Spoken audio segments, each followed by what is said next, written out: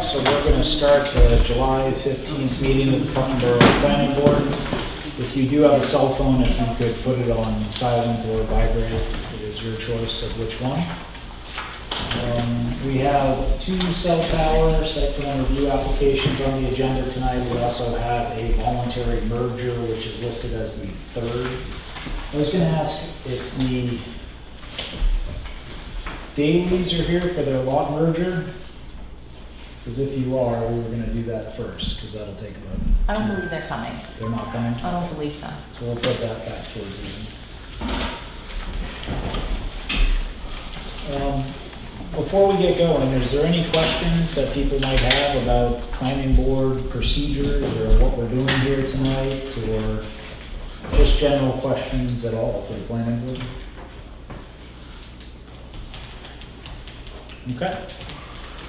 Well, whenever there's anything that has quite a few people, I always like to explain what we're doing, and what we're doing is called site plan reviews. And site plan reviews are applications for uses that are permitted within the town of Tufton Borough, but by their nature, they require the planning board to do a very thorough examination of them, more so than just getting a building permit. So in it, the applicant will present their application and what it is they would like to do. The board will ask questions of the applicant, some of them with cell towers are fairly involved. There can be third-party engineers that are hired to review things that are beyond the ability of the planning board, general membership to understand. At certain points, we'll open a public session, and if you would like to ask a question or speak about the application, either for or against it, you certainly can. We do ask that you are required to just state your name and address when you do it. And if you have already spoken, please allow everyone else who would like to speak again before you speak again.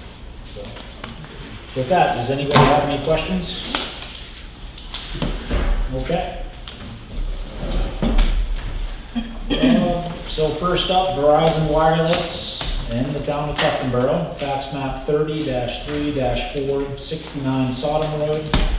Site plan review, installation of a new wireless telecommunications facility, formal submission and public hearing. And we have Verizon Wireless here. Thanks, everyone. Scott Anderson here on behalf of Verizon Wireless. I'm also joined tonight by Brian Ross from Structure Consulting.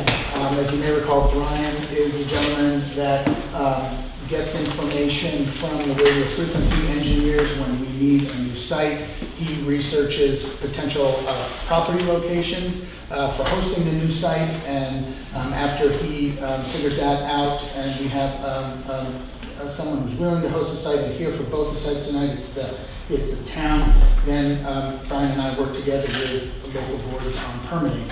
I also have Sohail Usmani with us. He is one of our radio frequency engineers who had joined us the last time for the other project, to the extent we have questions about RF.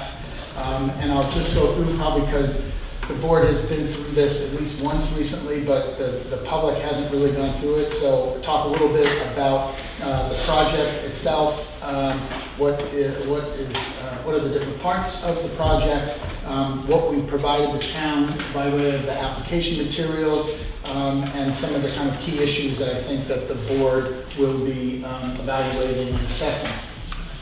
So again, this is on the town's property at 69 Sodom Road. It is proposed as a 130-foot tower. One of the things we have to do is kind of provide information about what the project entails, and these projects are pretty similar. So we'll have a 130-foot monopole tower. At the base of the tower, there is a fenced area that is gated and locked, and inside this area is kind of crushed stone and has a couple of components that make sure that the site runs properly. There are the radio cabinets which deal with signal that is coming and going to the tower. There is a backup battery in the event that there is a loss of power. The battery lasts for about 6 hours. And if the power outage goes longer than that, there's a backup generator on site that kicks in. The backup generator runs will kind of cycle as most kind of standalone units do for about 20 minutes, and that's usually set for like 10:30 in the morning on a Tuesday, so it's not happening, Sunday night dinner or any other time. We're also required to go through a process to make sure that sound from the facility doesn't exceed 50 decibels at the nearest property line. So we provided the planning board with a sound evaluation that shows at the nearest property line, which here is very close, it's 68 feet away, the sound does not exceed the 50 dBA. And that assumes that two things are running kind of full bore, that the generator is running at its maximum capacity, and then there's a little fan in one of these equipment cabinets that keeps the signaling equipment cool. So if it's a warm day and we lose power for more than 6 hours and the fan is going and the generator is going, those combined still do not exceed the 50 decibels at the property line. Other than that, access to the site is fairly close because it's developed property by the town, so we're just locating the tower behind one of the existing buildings on the site.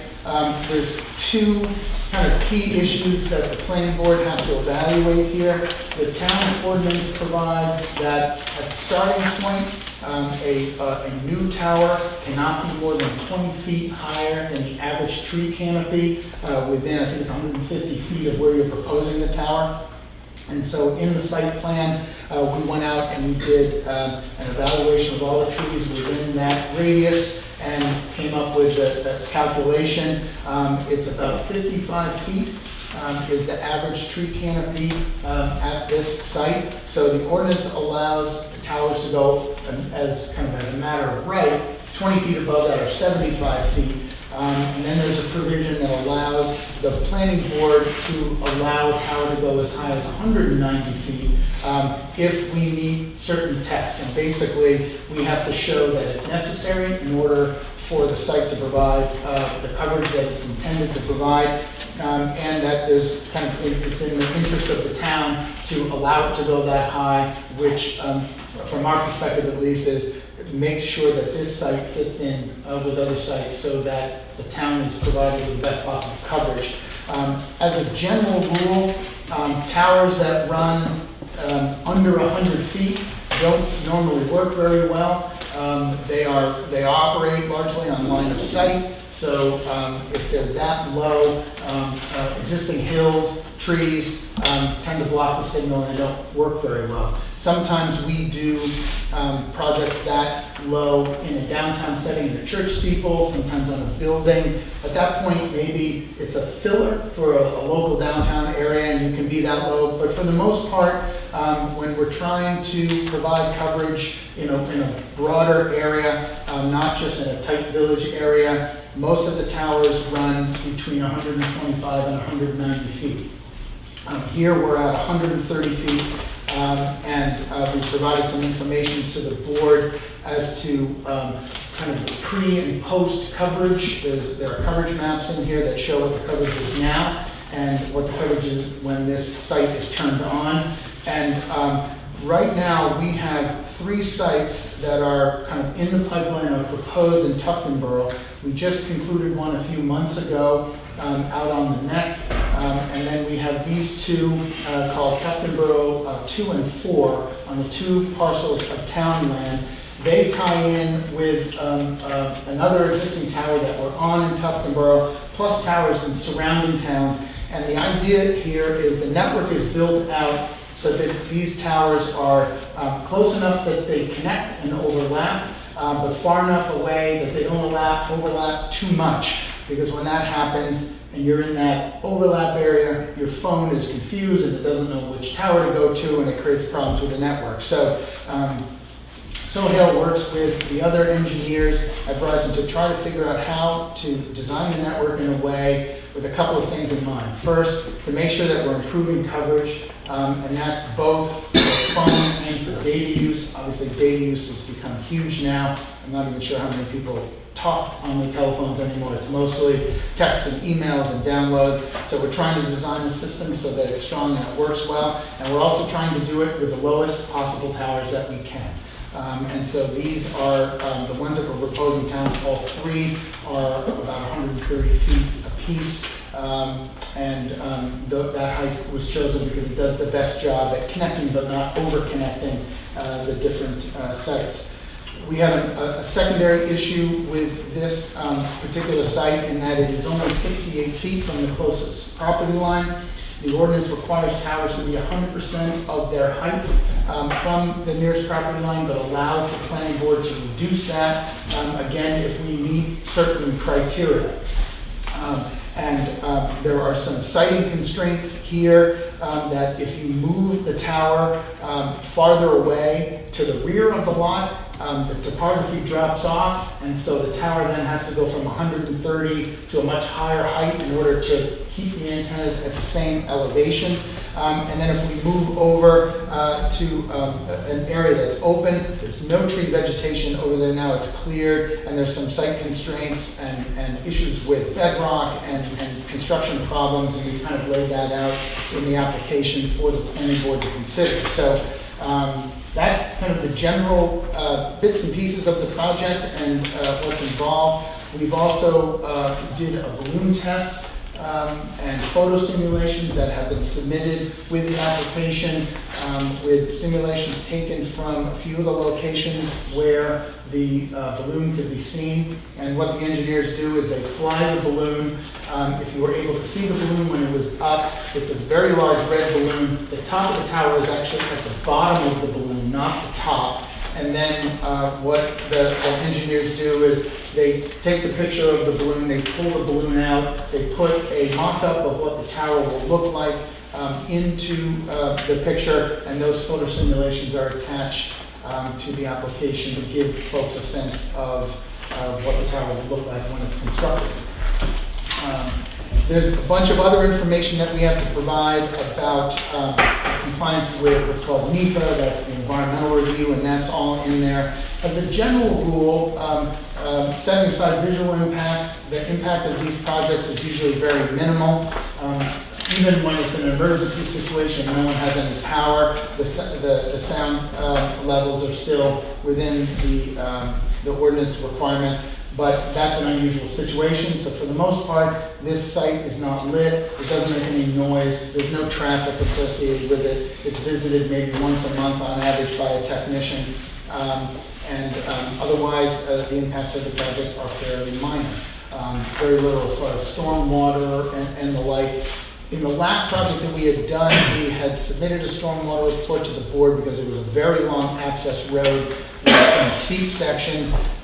For both this one and the next one that the board is going to hear, we have not provided a stormwater report just because we're in essentially a developed area with existing access and a very short access kind of stem driveway. And so we're asking for a waiver of the application requirement to provide the more comprehensive stormwater report.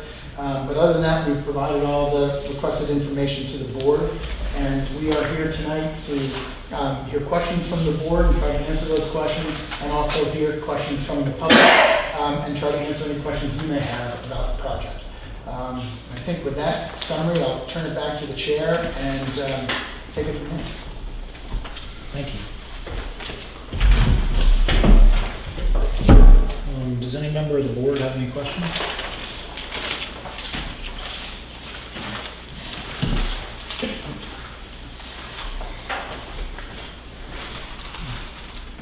It's going to be a monopole without the branches? We have not proposed the branches on this one. Partially it's because the tree cover is not quite the same, and the visual impacts tend to be kind of right there at the site. And whereas for the other project, a lot of the views were more through vegetation from far away. So that continues to be an option, I think, for the board. But we hadn't proposed that because when you're in a situation where you're kind of in an open area, and you're in a parking lot, you're looking up and you can see the whole tower. When you make it look like a tree, it tends to look larger. But that doesn't mean you can't ask us to do that or entertain or do things and that kind of information we could provide to you. I had a question in the zoning. we're allowed to reduce the fall zone by up to 50%. It looks like we're proposing a 130-foot tower, which would be 65 feet, which would fall in the fall zone. We do have an existing building that does not look like it would be outside of that fall zone. And the provision in the zoning, in order to preserve public safety, minimum distance from the base of any ground-mounted telecommunication facility to any property line, road, habitable dwelling. It certainly is not business, it's the town garage, I don't believe it's a business. But it lists or institutional use or public recreational area, which it is not. I would just be interested on your interpretation of an institutional use and why that building would not be included. Yeah, normally I think we think of institutional uses as, it could be hospitals, it could be kind of VFW halls, kind of non-governmental, non-residential, non-commercial, so more of a kind of a catch-all for whatever might not kind of fit into one of those other characterizations of use. And sure, we thought municipal would be outside of that, but I believe they store sand in the building, so. yeah. What's the board's thoughts on, if you're driving by on Sodom Road where the state shed, town shed is, it's a building that holds sand. Is everyone comfortable with that not being an institutional use? And one thing I failed to mention, Brian had met with the immediate abutter who shares the property line that we're within the close and spoke to her about the project. And she is okay with us coming to the board and asking for this reduction. Obviously, we wanted to, it's her property line that And we're that talking the about. butter is Diane? Yes. Honeycutt. Yes, and so Brian met with her today, talked about the project, talked about that we're closer, talked a little bit about how the tower is designed to, you know, it doesn't fall over like a bowling pin, it kind of crumples on itself if there was an issue. And based on that conversation, Diane is comfortable with us asking the board for the reduction, and Brian could probably give you a little more details about that. And Brian, if I understand correctly, there will be an easement for the, Either an easement or just a document stating that she is okay with the fall zone going into her property. thank you. It looks like you're approaching the tower from to the right-hand side of the existing building. It looks like you have some fairly extensive retaining walls, guardrails. It's actually fairly extensive. Can you expand upon what you're doing there a little bit? Yeah, and I'll kind of take a crack at it, and I'll let Brian jump in because he's a little more familiar with the site. I think just, as you can see, there's some steep sections and some topographical kind of challenges to getting back there. So mostly what we're trying to do is get access to the site that doesn't interfere with the existing use, and coming up in this location between these two buildings was kind of deemed by the town to be the best way to get into the back of the building. And then the improvements that we propose are there to make sure that we have a stable slope, that we don't have erosion, that there aren't any kind of adverse impacts due to a kind of semi-finished section. I don't know if Brian, if there are other specifics that you talked to the town about. Probably. It's mostly just to stabilize the ground around it, and there's going to be some cutting and filling the retaining from the tower site down to the corner of the retaining wall is like an 8 or 10 foot drop. So when you're have a crane in there that every couple of years they put new antenna on, it just needs to be able to hold any of the equipment that goes in there. What is the distance from the edge of the proposed retaining walls, parking lot, embankment to the property line itself? It looks to be about 10 feet. I think from the nearest that the larger retaining wall, I think is about 10 feet. It's 9. 9. Yep. You're on page Z5. So within the site this is one issue that you'll either have to request a waiver for, or modify the plan. So when you have, in Tufton Grove site plan review regulations, when you have a commercial use that abuts a residential piece of property, you have to have a 20-foot green space along the property line. That can be grass, existing trees, you know, you just can't have parking lot, you know, up to the property line. So you could do that, request it as a waiver, and normally, you know, you talk to the abutter and make sure they're okay with it. And we've run into that just recently on a car repair garage right down the road, so. Okay.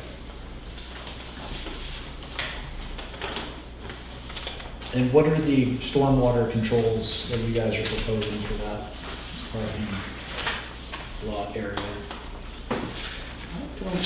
I think other than the, you know, the wall and the finished grading that's proposed, there are no kind of mitigation features to collect. I think the fence compound itself is crushed gravel, so it doesn't generate a lot of stormwater issues. I think primarily the concern is to make sure that the finished grading is done at a slope and in a manner that doesn't require any further stormwater mitigation. And so the design of the final kind of topography of the site is intended to manage stormwater without needing kind of any kind of catchment basins or diversionary structures or anything to the lake. How big of an area is it? It's The fenced area is not the fenced area so much as the the whole area. rather extensive. It's about, you know, past the salt sand shed, it's about, what is it, 36 by 50? And that will be crushed stone, it won't, you know, it won't be asphalt.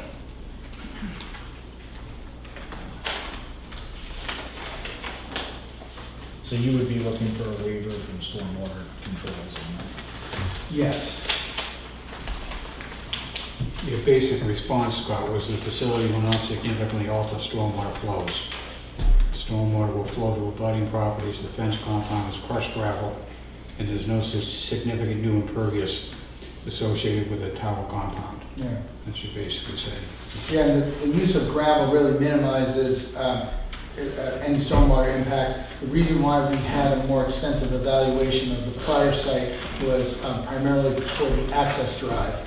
And there were some spreader turnouts and the like to deal with stormwater that might be collected by that driveway and start running down the road. And that was just because there were some steep sections in the access road.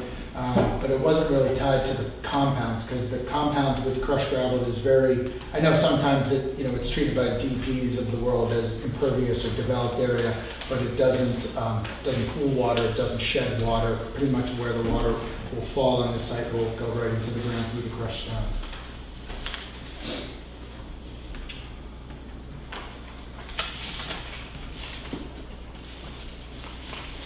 So when you put that drive in up around there, you're going to be leveling that area right out? Yes. Okay. It has a slope to it now. Can't read which way it goes. Yeah, I think it's going down, and that was the kind of cut and fill section that Brian was talking about.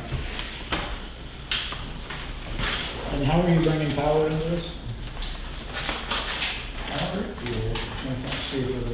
Yeah, so there will be an underground line that's kind of shown running sort of, it's going to come from a utility pole that's, I'm looking at Z4 right now, from the utility pole that comes in kind of separate from the access drive, and then goes underground, essentially underneath the access driveway, and then pops up with the cabinets right outside the fence.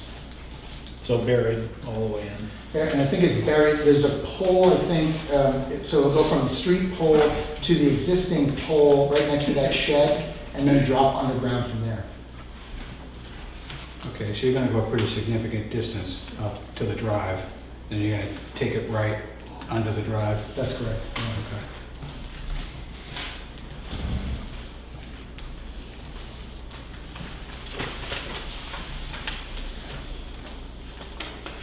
So it'll be overhead then from the street pole to the pole by the fuel shop. That's correct, yes. I'm sorry, say that again, it's gonna be overhead from where to where? from a street pole Yep. over to the fuel shed. That little building out by the road. Oh, okay. Has a fuel shed. And then it'll go down that pole and then be Underground. buried Exactly the rest of there. that. Yep.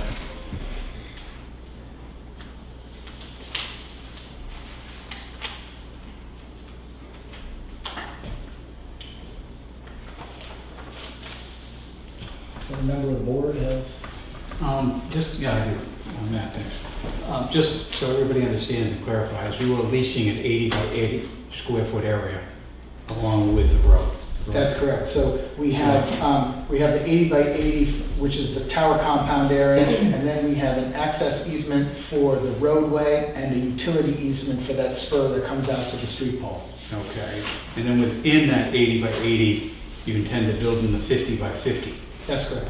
Okay, so the 50 by 50 will be fenced. That's correct, Okay. yes. And I think it's a 8 or 9 foot barbed wire on top, chain link fence with a lock gate surrounding the facility. So on the other application for the Tuftonboro Net Tower, you had shown areas where you might lease to other carriers.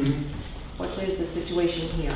So similar, you can see there are some kind of, again, on this Z4, there are some kind of dashed boxes within the fence compound showing, in theory, locations for okay. three other carriers. Yeah. And then we do the same thing on Z5. We show that the pole is structurally capable of maintaining 3 more. The ordinance requires us to build the pole so that it's sufficient if 3 other carriers came along.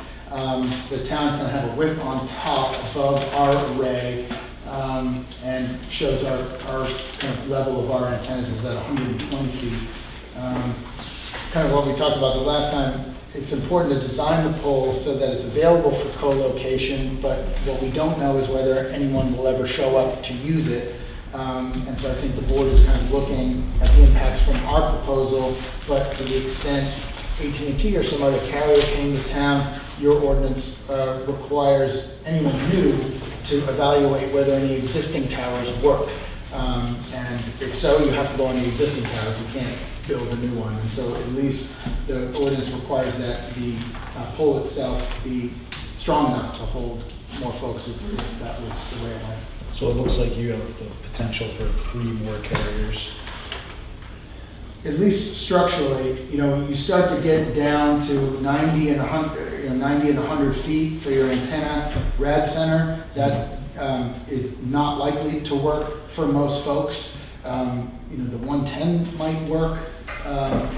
What we don't know is what the other carriers might need, depending on where their other sites are. So it's possible that another one might work. And the way the process would go, if AT&T came and they evaluated our tower, because we always evaluate other carriers' towers first, because that is the easiest and quickest way to get your antennas up in the air. I would assume it's far cheaper as well. And it's cheaper. You don't have to build a tower, and all of the carriers do it. It's part of our FCC obligations, and so that's always the first stop for Brian when he has a location where he has to put some antennas in. He looks for existing poles.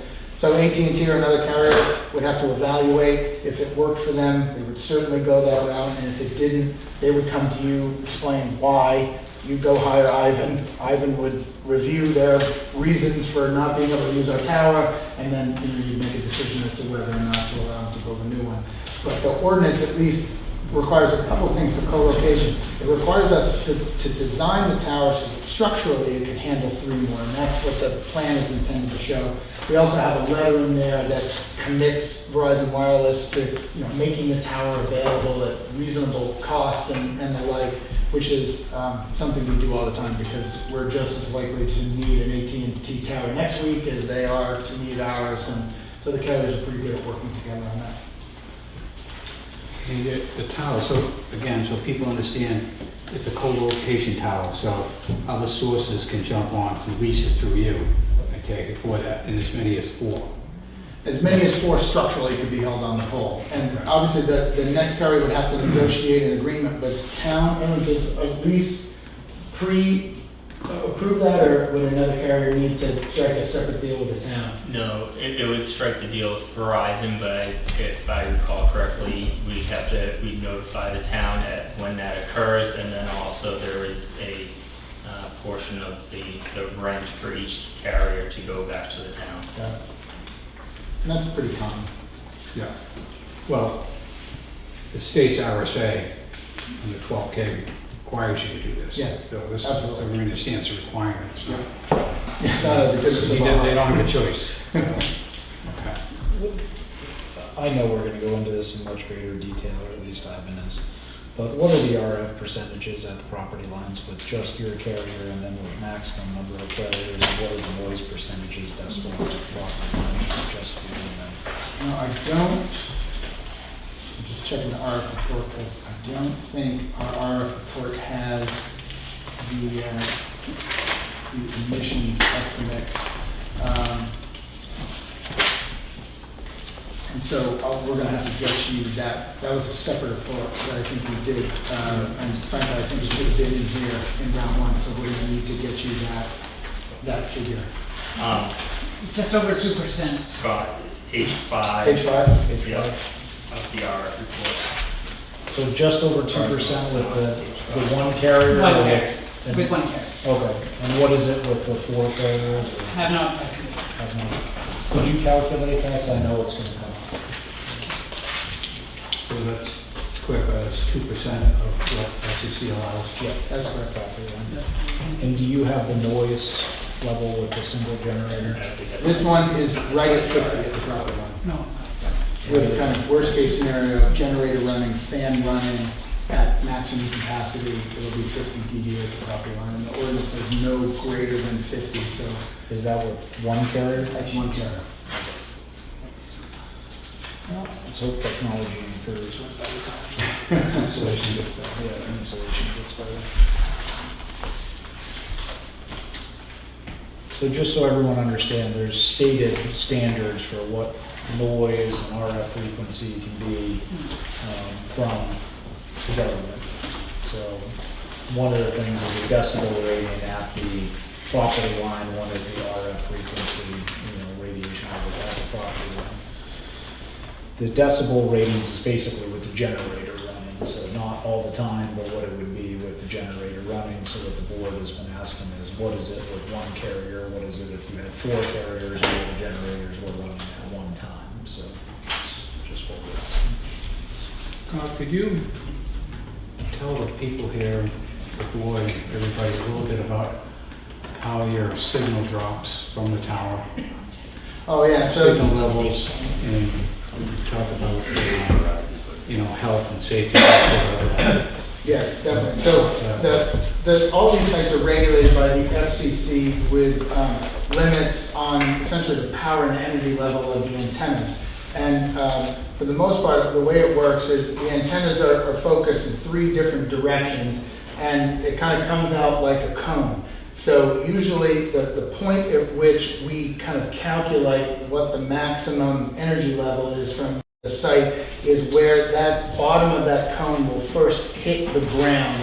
And it's usually within about 100 to 125 feet from the tower at about 130 feet. So if you're standing right underneath the tower, the cone is kind of above you, and that's not the highest level. We have to go out a little bit to when the bottom of that cone hits. And so Sohail mentioned the calculation here is that at that point, with all of the antennas operating on full power, the facility is emitting only 2% of the energy levels that are allowed under the FCC rules. So I think this is a change in the antenna technology, because 15 years ago, most of these sites were in the high teens to low 20s to maybe even up to 30%, which is still actually well below what the FCC allows. But most of the sites that we're doing these days are under 5%, and this one will be very low at 2%. And that is the FCC regulates and identifies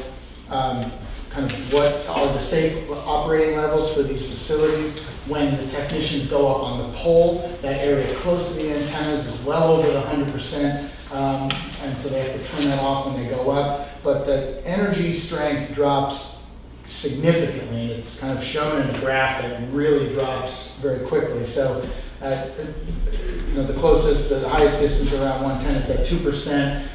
Another couple hundred feet later, it's going to be at 1%. Go a couple hundred feet from there, you're at 0.2%. It drops off quite a bit. Okay, so these are non-ionizing radiation type.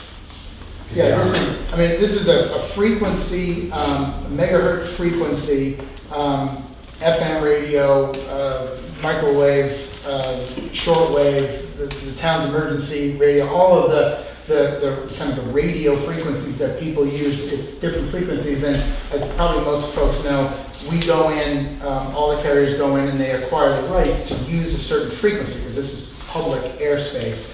And so the assessment is done to make sure that at that certain frequency, that what you've got coming and going from the tower is well below the levels that are deemed, fine for folks. So the American Cancer Society said basically that non-ionizing radiation does not damage DNA inside the cells. So it's a pretty, like, FM signals going out versus ionizing, which are stuff like radiation, X-rays. Yeah. This is the same kind of stuff that already is with FM and AM, just at a different frequency and a different energy level. It tends to be more powerful over short distances. It's the same concept with, an FM signal is much higher quality, but you can probably get BZ out of Boston up here, depending on where you are, because the AM signal is a much lower quality, but it goes much farther. And by the time you get to the cell phone frequencies, right now Sohail's wincing because I'm like boiling down the engineering to a lawyer level. But when you get up to the cell phone frequencies, they're very high quality, but for a very short distance, so a couple of miles, and that's why the system is designed the way it is, because we're moving a lot of data that can't get jumbled and jarbled over that distance. And that's why we picked the frequency that we do. And it's also very low powered. WBZ you mentioned, it's 50,000 watts of power. They advertise that openly, and our antennas, are less than 1,000 at maximum full power, worst case scenario. Yeah.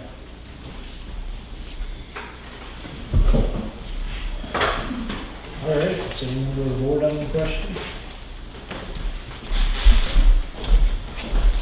All right. Open the public session. Yes, ma'am. My name is Lisa May, and I own property directly adjacent to this tower. What's your address? It is 68 Sodom. And I gotta tell you, this is crazy. I mean, this is 800 feet from my house. House I just bought and just renovated.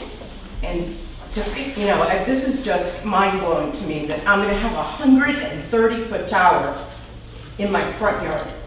All right, is this thing behind the sand barn, or is it like visible from my driveway?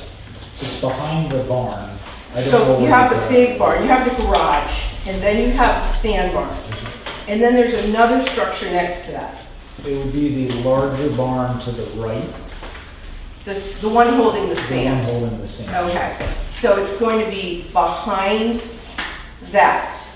So when you drive up there, you're gonna see this whole structure and the fence, the barbed wire, the whole thing? Or is this gonna be pretty much blocked behind those two buildings? Because there's a space behind there, in between, like behind the sand barn? Let me get out the balloon. Yeah, if you could show us a picture of where this thing's gonna be.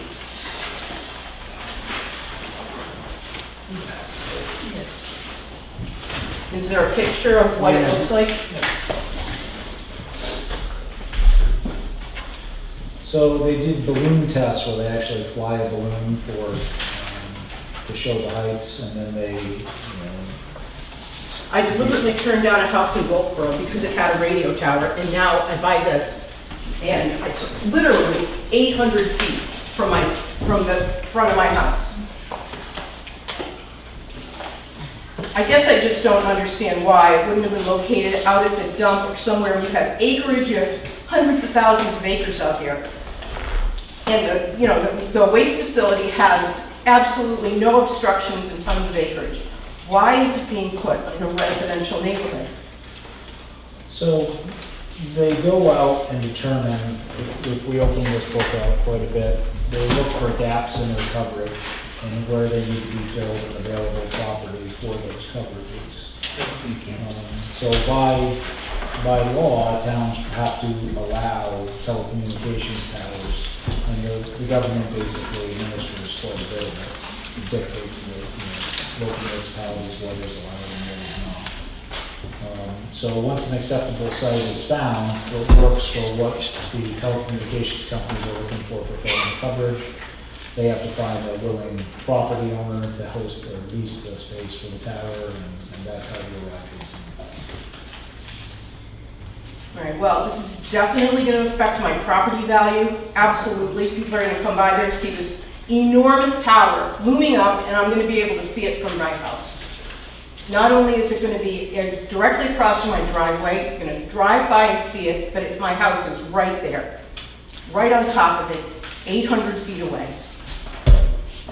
So I would ask you to please consider that when you're allowing this. This is a residential neighborhood.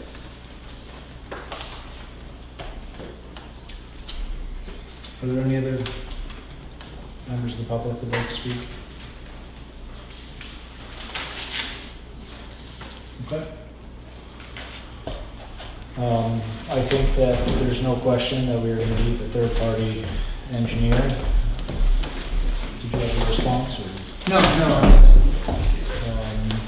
So you are willing to pay for and such the third-party Yes, engineer? and I'm actually going to send a check to Ivan for round 1 tomorrow, so he'll be set. Okay. Please, let us know what the charge is, and Verizon will cover it just like we did last time. Yep. So just so everyone understands, cell towers and RF frequencies are extremely complicated things. And they have obligations to meet requirements that are set forth by the FCC. So what most land use boards do, since none of us are RF engineers, is that you hire a third-party RF engineer who evaluates everything that they provided. Their fiduciary relationship is to the town of Tuftonboro and the planning board, and not to the applicant in any way. So we recently did one on Tuftonboro Neck. We used a gentleman named Ivan, who not only did the planning board's attorney recommend, but they actually recommended as well. He was very good. So we are going to use him again. And basically they review all this information, and at the next meeting, the engineer will be here. The next meeting after the report is finished, that engineer will be here, and he's available to ask questions about the application and such and so forth. And going to Ms. May's comment, what this engineer will do is review all the information that we provided the town as to why we need it in this location and why we need it at this height. And then with that information, the town decides whether or not, a couple things. One, they have to conclude that we can't use any other existing structures, so that's the first one. And then they have to conclude that the height is necessary to provide adequate coverage from this location. And that's the kind of information that comes back to the planning board from its own, essentially, engineer, and advises what the planning board's ultimate decision is. In the end, they have to be able to prove that they need the additional height and that it's in the interest of the town of Tuftonboro. So they're allowed by zoning to build at, I think it's 90 feet, is it?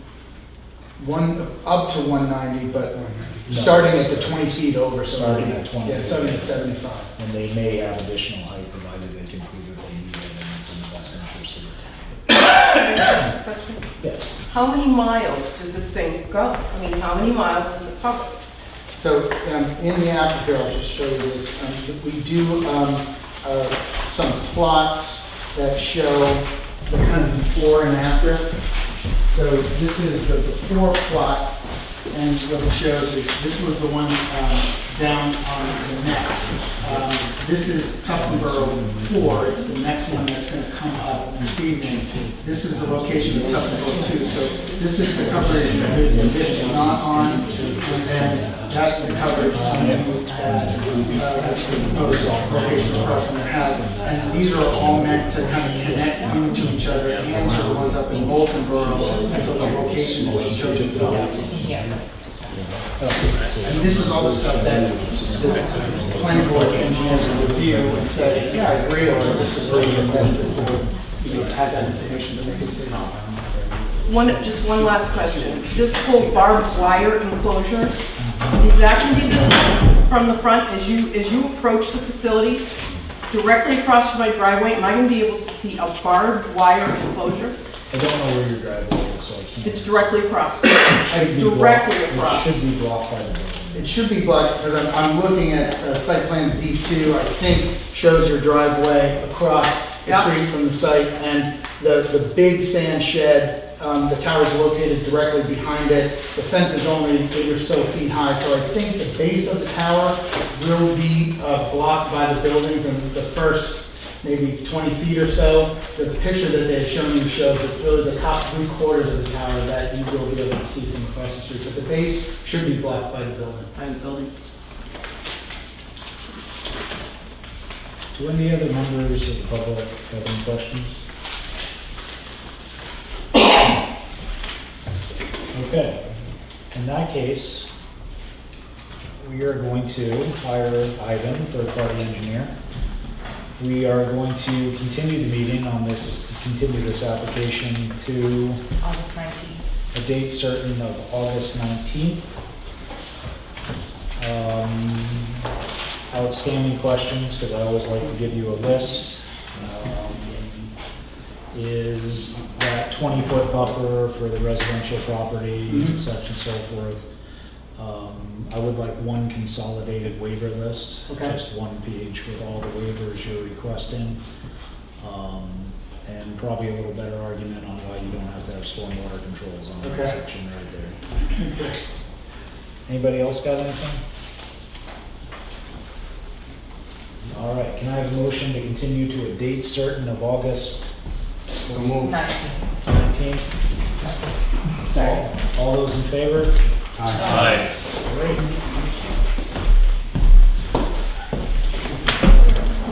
Remind me that we haven't assumed jurisdiction over that application. I have not.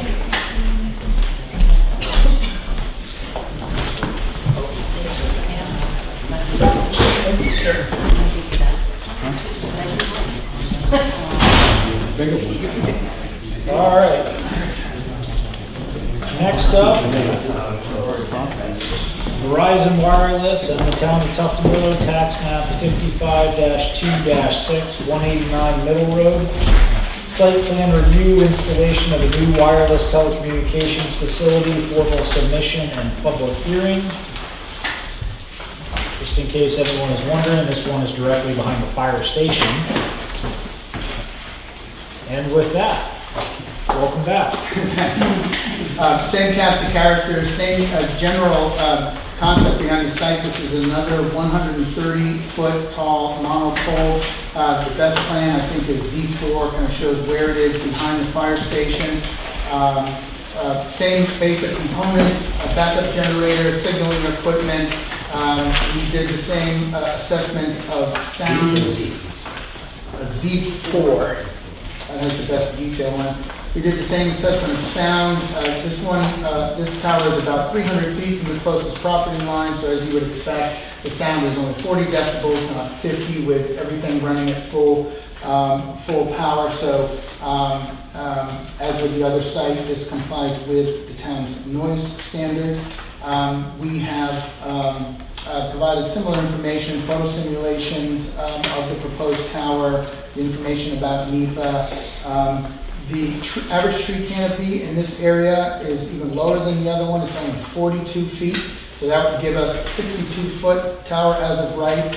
So we'll have the same process with the board's consultant, Ivan, reviewing all of our RF information to see if we have justified the 130-foot level. We don't have any setback issues here, so that won't be an issue. We do have a waiver request in for the stormwater, which I will supplement with a better argument for this one as well, and make sure that all the waiver requests, including for the tower height, are on a single page. Other than that, very similar as far as the operation, the sound, no lights, very limited traffic, and the RF report that was shown talks about how this site fits in not only with coverage from surrounding towns, but also with both the one that we just did on the neck, plus the Tufton Borough 2 that we had just talked about. So trying to think if there's anything unique about this one. I think kind of roughly similar. It can be seen from some places close by. At 130 feet, it really can't be seen from any significant distance from the facility. RF levels, I don't know if Brian or Sohail have that number off the report, but my guess is it is going to be a similarly very low number, About 2.9. 2.9%. Yeah, and otherwise kind of pretty much like the one that we just talked about. So here to listen to thoughts from the public and answer any questions the board may have.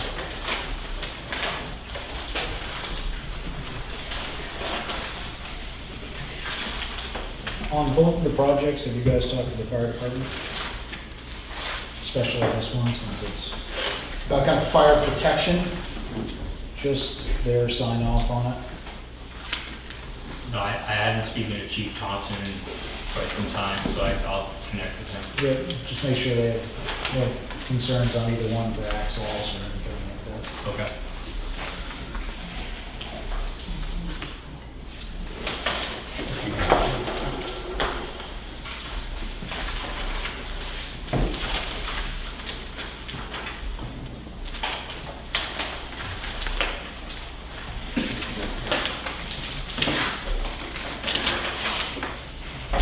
I guess my only real question is,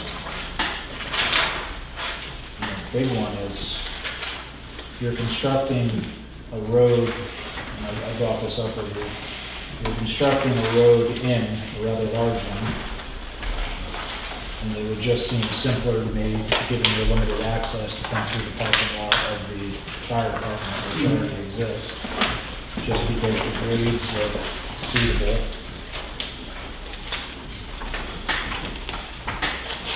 And it takes up less land, and a lot of people recreate on that land. And in a way, to me, it looks like a win-win, as in it would cost you less, so it would be more green space, and, just building the road would cost. Coming off kind of from the corner of the lot and around. Right there, and just curling around. And it would be less intrusive to the neighborhood roads, and such and so forth. It's just an observation, purely. Okay. When I look at that drawing, you come up from the road next to this other building, and you go off right, and what's to the left there? Is that That's the small. hiking trails, or? Yeah, that's this, up in there, yeah, those are hiking trails and stuff. Okay. So they're proposing to go, am I correct, Matt, assuming they're proposing to go from here? Right up Yep. and in. Okay, and this is hiking trails in here. Yep. Okay, so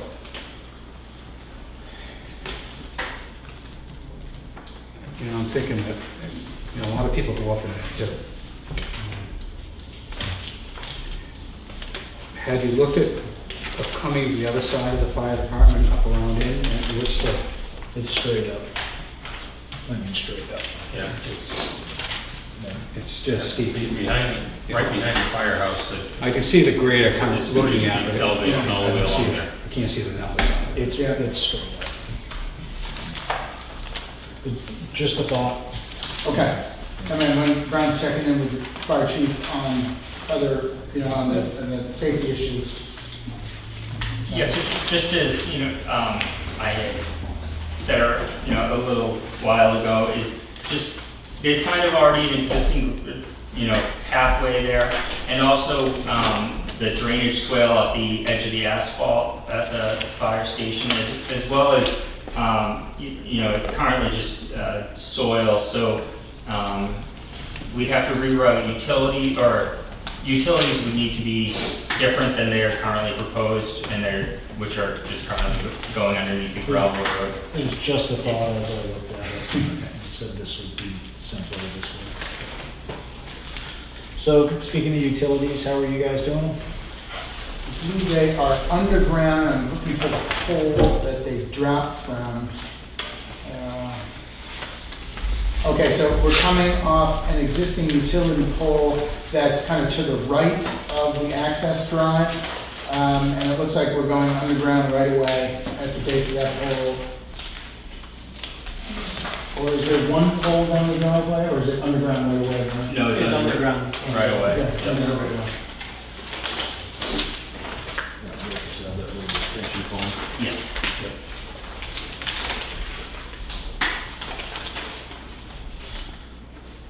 I'm sorry, can you say that again about the power pole? Sure, so we're taking power off a utility pole that's slightly to the right of the entrance of the proposed driveway, D4. Yep. And then the power will go down the pole and right into the ground at that point, and will be underground for the entire length. So it goes up the right-hand side of that. Exactly. Yep.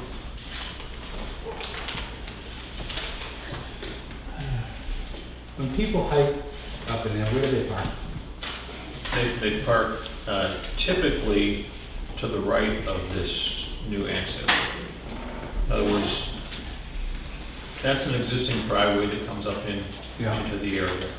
And Would they be out now? there's a large field off to the left behind the house, Yeah. and then there's another area to the right. So they typically, I think, just park off to the right as they come up in there. Would they be apt to follow that road down and park up above? There isn't any place to park up above. So, It's all wooded up there. so this brings up a question. Normally these are gated at the entrance, and that's the gate. This is where people normally access that area to recreate. Right. So, Is there a gate at the outlet? not right now. No, I just off the top of my head, I was just thinking at the wood line, possibly if you want to try to prevent people from driving up further the gravel road, then right around the wood line to place the gate there. Yep. So just thinking of issues that may come up is if you build this road and people come in to use this, they're liable to park on the road and block it. And then Verizon comes to service their tower, which is your right under the easement. So would you guys be receptive to, I'm not sure if your easement is wide enough, providing an area large enough for some cars to pull off to the side? You know, there's probably no more than 2 to 3 cars I've ever seen.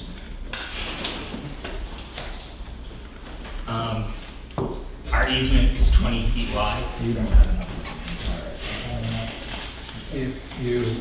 If they're parking now, right in here, right here, Right here, right up here, I think. up there. So if you were to gate it here and have a sign for here, parking right, or something. I'm just Directing people. I'm just thinking that the issue would be people blocking the road for Yeah. your access and public access. I mean, a 20-foot right of way, I mean, there'll be a 12-foot traveled section, and then there's some, you know, the grading off to the side. Kind of think, I'm just trying to think kind of real world here. If somebody wanted to hike and there's no other remaining spots and they kind of pulled off to the side, we could probably, it's just an SUV that comes by with a technician. And it's so infrequent, once a month is the average, but if there are no issues with the site, no one goes out. And, you know, summertime is probably when you have the fewest issues with, there's no ice, there's no, you know, crazy windstorms and stuff. So, I mean, as a practical matter, Verizon's not gonna be out there to, like, ticket people or anything or complain, you know, we're just not out there that frequently. And my guess is, you know, you'd be able to get by. not that we're gonna advertise, hey, free parking for the hiking trails, because my guess is the fire chief is not gonna want people parking in places either, but No, it's very unlikely. Do you put up signs on some of your sites saying do not park, do not block, do not? not usually, because usually the gate is at the You have a end. gate usually, yeah. I wonder maybe just a sign. Well, people use this property quite a bit for recreation. People are out there with their dogs. When the town bought this property, they sold it to everyone else. But they just put up a sign saying do not parking.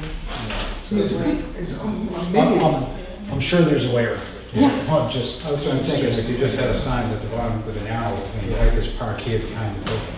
yeah. Something that directs them off the road. yep. So I think the other question is, these are hiking trails up here? Past our driveway, yes. Yep.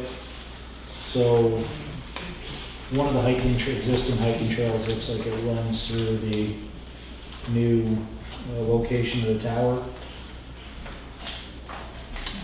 Yeah, an existing, as I remember, an existing trail will have to be relocated because of the tower. Okay. Was the town doing that, or is the applicant doing that? I don't know if there's been any discussion about that. Yeah, I just talked to the fire chief about the town about relocating the trail. I hadn't, but I mean, that's, It's pretty straightforward. Yeah. So the other thing, and this just goes to the setbacks again on the fall zone. Minimum distance from the base of any ground-mounted telecommunications facility to any property line, road, habitable dwelling, business, institutional, or public recreation area. So we just need to determine, given these fall zones that run over the hiking trails, is a hiking trail or public recreational area?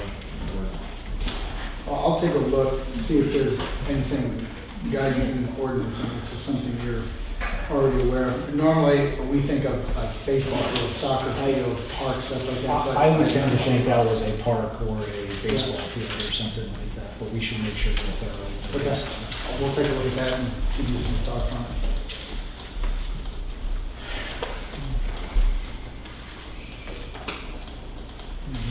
Does any member of the board have any questions? I have a question. How long is the construction process? Once things are approved, how long does it actually take? Usually it's 5-6 months? 5-6 months. And the other question I have is there any way that you can camouflage with paint? I'm talking about the other one. I mean, this one I'm not sure. I mean, but actually, I don't know if I would want to hike and like look at a silver pole. Yeah. Have you tried that? Yeah, so the couple of the options, we normally start with the flat gray that's shown with the idea that it's non-reflective, somewhat neutral. And the tricky part is, you know, there's often green and blue and white behind these towers. And and when people move in relation to the tower, the line between the blue and the green and the white, you know, can change. So normally we start with the gray, just with the recommendation that that is kind of the dullest, least reflective, non-shiny, most neutral. The last project that we did, ultimately the board chose a mono pine with artificial branches at the top. Yeah. And those work great. They work relatively well at 130 feet, but usually when you're looking through trees or from far away, then it really blends into the tree line. If you do a mono pine in this situation, it's a very dark color, and it tends to make the facility look more massive than it is with just the pole and the antennas. But that will be one issue that the board needs to assess, is whether or not, you know, the other ways to do this is you disguise it as a water tower or a flagpole. That sometimes works when you're looking at an 80 or 90 foot, but even an 80-foot flagpole is pretty big. And if you do what's called a brown stick, which is a structure that's just the pole and the antennas are mounted inside, sometimes that can be smaller, but it always has to be taller because you can't fit all the antennas inside the pole at the same level, so you have to stack them. So your 130-foot tower needs to be 140 or 150-foot ground stick, and at 140 or 50 feet, the ground stick just looks like a massive ground stick. And so certainly something for the board to think about and talk about, but given the kind of the visual impacts, usually we recommend the dull gray one. Do you have pictures of different stuff that you can bring to us? Yeah, I mean, we could, Yeah, you can get Yeah. any, yeah. I think for our next meeting, if you could do Yep. that, that'd be great. and we Yeah. can do the Sims with the tree, like we did the last time. And then I could also bring a couple of examples of water tanks, fake water tanks, I mean, maybe the brown stickers, and then we can show you what it looks like just for general. The problem with the brown sticker again is it has to be taller, and that tends to, so we'll get you the Sims on the tree. Brown sticks, that would also, it limits what equipment each carrier can install. Just my own opinion is that the Tupperware rack with the monopine, I think will work all right, because most of the views or where you're able to see are far, far away. So, a 130-foot tree, while a little bit tall for this area, I know the pines get over 100, but, and the hemlocks, but when it's so close to a road, and you're looking at, you have an average tree canopy of 45, 50 feet, and then you have a 130-foot sequoia in the middle of it. What's the average canopy height at the fire station? 40 feet? Yeah. But there's some pretty good size. I mean, if you look at, there's some pretty good sized trees, Yeah, that was the average, because we have to count every tree within 150 feet. So That's your average, so you have some pretty tall stuff that kind of blends in, so you kind of just see the top of the tower. Definitely, there's really good vegetative buffering at the top of that steep hill behind the fire station that's going to block a lot of the view of the tower from the road right in front. That's some of the best trees there. I think what you're saying is when you have a single large tower that stands above the tree line, you have something that looks like a Charlie Brown Christmas tree. Yeah, it just looks much better. But we'll do Sims so that you can see as compared to the mono pole, what it looks like if we went that route. So just like the last one, obviously we will be hiring a third-party engineering and consent to that. Yeah, yes, we did. So if I could just, as I was thinking about the sound level for the other tower, which is right at the limit now, one of the conditions that we probably will impose is an as-built verification of sound level. So if your calculation shows that you're right at the limit now, and once it gets installed and run, you got no wiggle room at all to stay within the requirements of the ordinance. Well, the other issue is that there, If there's an equipment selection alternative that can get that calculated noise level down, all other things being equal, then it seems to me that once the instrumented test on the as-built is done, you're less likely to go beyond the. And certainly, the obligation is to actually operate it Right. at 50 or below, not to tell you that we will. Right. And so the way that the sound study is done, it basically assumes a maximum output of the generator that normally doesn't occur. So when we actually get it installed, it's just a worst case scenario, and the generator doesn't ever run kind of at that level. So, when we go to actual operation, you could absolutely put a condition in that, post-construction, we do a test, turn it on like it's actually going to run, and it's definitely going to be below 50. But what I'll do is we'll talk to the engineers, because we are close, and see if they're comfortable with that. Because we obviously don't want to build this thing, and if it's at 52, we can't operate it, and we would have an obligation, and we don't want to swap out the equipment then. So we'll have that internal discussion to make sure we're comfortable that when we turn this thing on, we won't go over the 50 hour. well, the problem becomes larger if you add carriers. It's just like the last tower, that we did. Yeah. It's 50 decibels if there's 2 generators running, or 3 generators running at the same time. And so the good news with the last one is we did that assessment and showed that even with 4 up and running, it would be below. My guess is that will be the same for the one we're talking about now because it's over 300 feet away from the closest property line. And what we didn't have to get into is more of a kind of legal question of what happens if that's the case. Do you assess that now when those other carriers might never come? And just to put it bluntly, does the planning board deny this application because if 4 carriers were there, we wouldn't hit the number, and then maybe the other 3 carriers never come? Or do you have to get the next one to show that when they add it, it doesn't go over 50? And we'll give some thought to that. But you're right, for Tuckenboro 2, the last one, it's 68 feet away when we're right at 50 or even 46. My guess is we'll be over 50.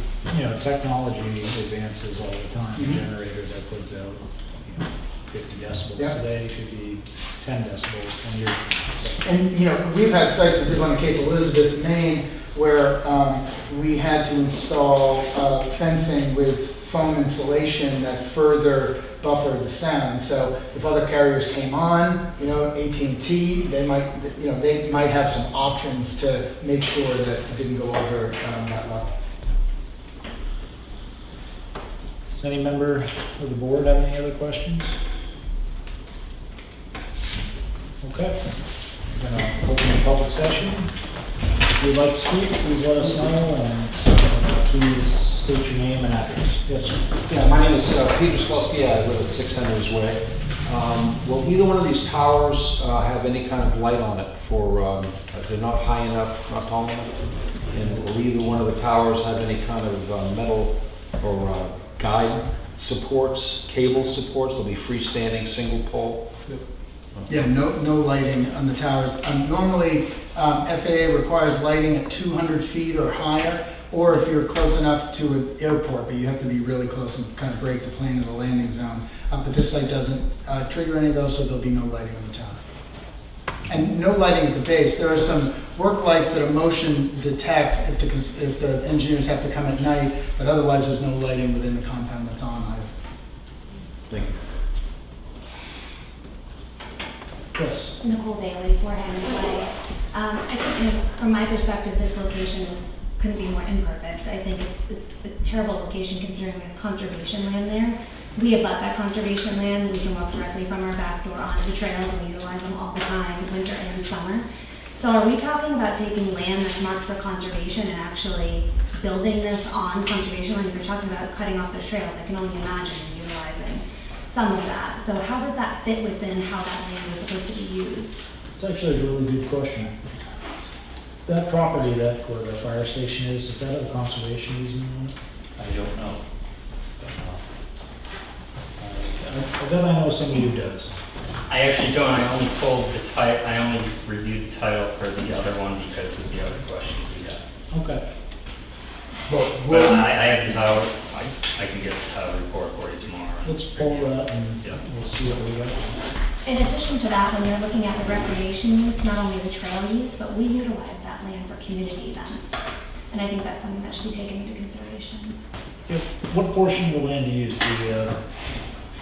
The grass area down below? Yeah, like the Tuckenboro Old Home Days is Yeah. held there, and Yeah. the fire department, parking lot and stuff. So I'm trying to understand if they have a roadway that's going into it, is it in that area where it's gonna disturb the nice field that we have that we utilize on a yearly Yeah, basis? so it's right past that little house that's right there. So it's behind the house? Well, the road goes straight up past that. Let me just show you. Sorry, yeah. I apologize, I can't see what you guys have, so it'd be nice to know how completely You can have it here, I can show you. And all these documents are on the town website. Okay. Here is, there is the fire station's parking lot, and the other building, and the driveway is proposed to come up there. Yeah. So that's terrible. I mean, that really cuts our field completely in half. So it's really going to impact. Yeah. They bought it. Okay.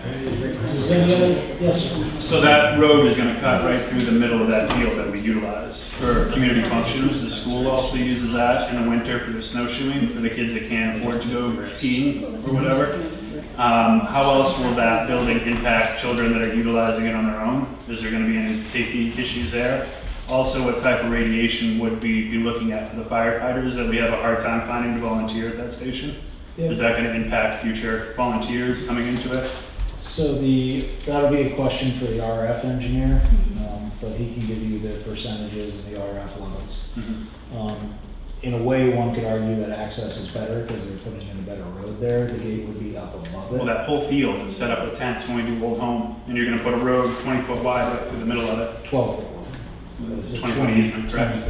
Okay, so we're gonna go straight through the middle of that field that we use for community events. Proposed. Right. But as we were talking about, in the beginning, I was mentioning that there possibly is a better way. Mhm. Whether they do that or not. And then also the conservation easement needs to be looked at as well, because I believe that's why the town bought that property, right? So nobody would develop it. The question is whether it's in an easement or not and how the easement is written. Mhm. So easements can be written a lot of different ways. Mhm. So usually the town, if they have one, reserves a lot of rights, Mhm.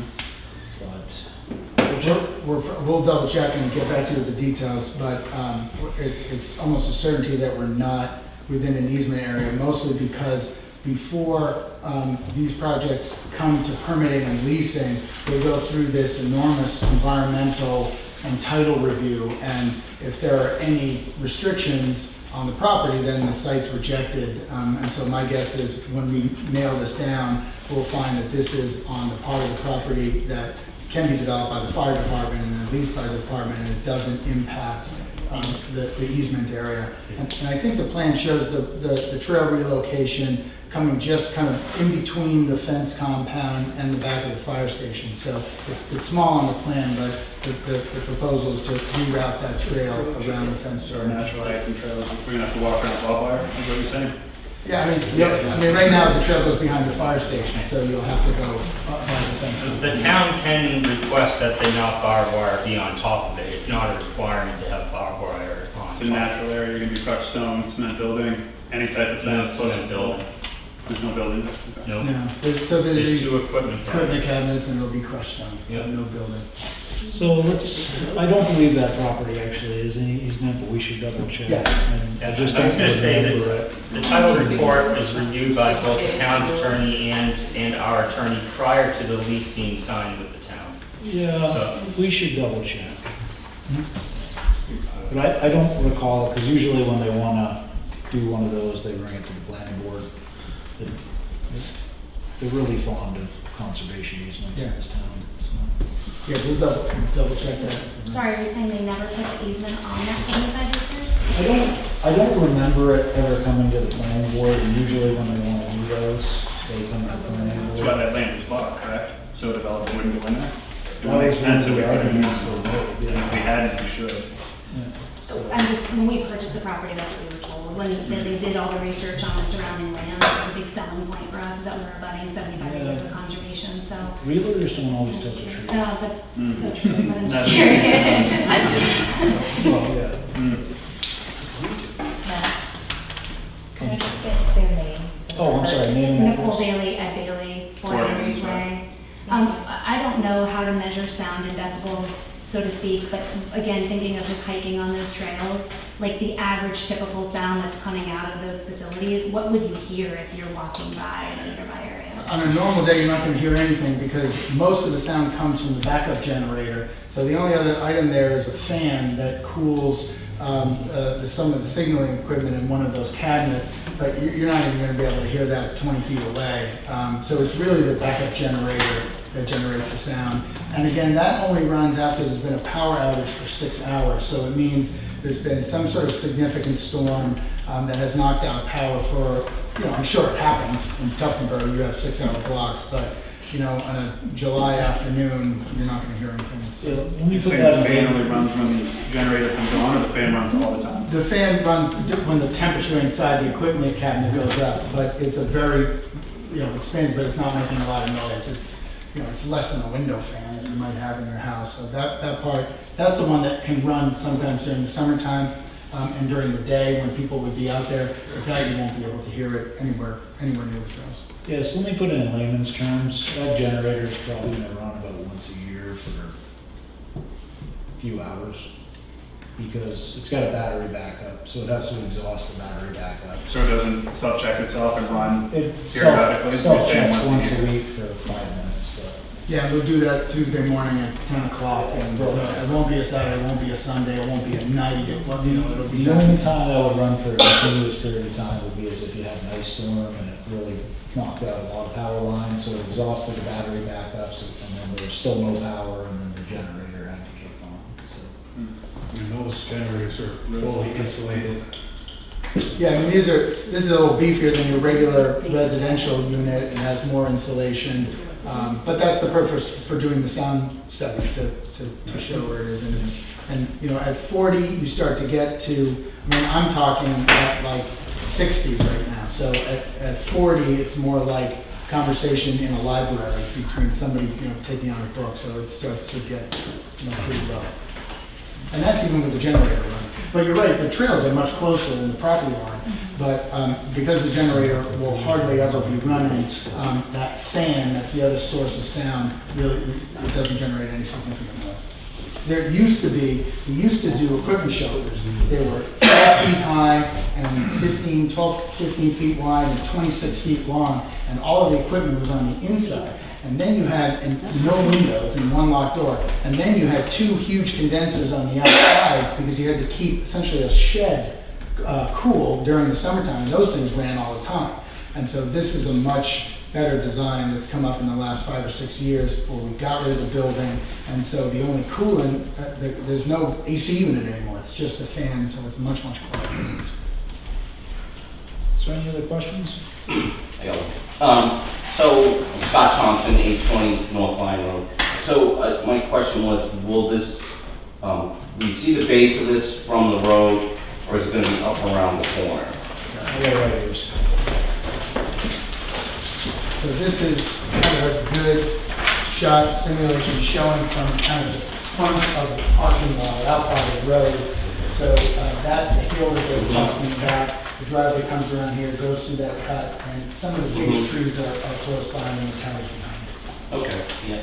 And the other thing is, just to help these people over here, if you were going to hear any generator, it would be at the fire station. Theirs is going to run at any power outage, and it's 100 kW, so. I think our concern is more the use of the land than the sound. You're cutting right through the middle of the field that we use for community activities. And I think these picnic tables out there, it's open for less than big events. People can use it, and they're going to put a road right through the middle of it. Certainly, as Chair mentioned, we'll talk to the fire chief about location, but the road itself will be pretty minor as far as like the construction. It's not paved, there's no huge shoulders or anything like that. And I appreciate that some people want to go out and have a community event and want all field, but certainly there won't be anything that prevents people from using the space. You will have a 12-foot wide gravel driveway running through. That's a building with a 130-foot pole.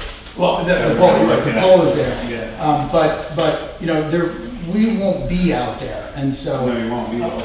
Yeah, and so I guess my point is, most of the field will still be usable space for events. You will have a driveway running through it, but we're not building anything that really blocks people from moving through the whole field area.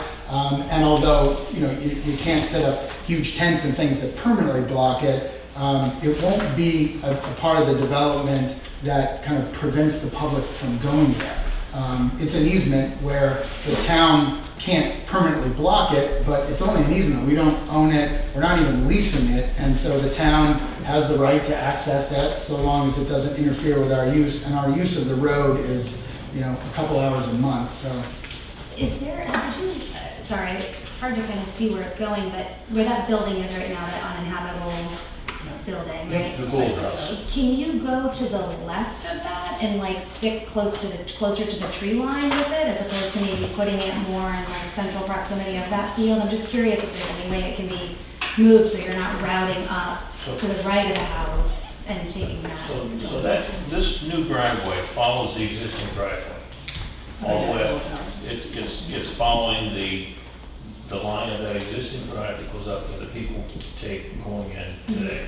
I But mean, I'm it just saying, goes, because it goes up and then it cut, you know, it's like you're cutting through the field. If it went on the other side of the house and went up and straight to it, I think that might leave a much larger field space for the community. but the larger part of the field is the other side of the driveway anyway. On the fire department. So if you're, Okay, you're gonna wrap up and make more of a road. I was just wondering if it could be tucked over the other side instead of being behind the fire department, but I guess that would be more visible, I guess. Yeah, I mean, there's an existing road here. Yeah. When you go by, it's not a public road, but there's, I mean, that was a gravel pit.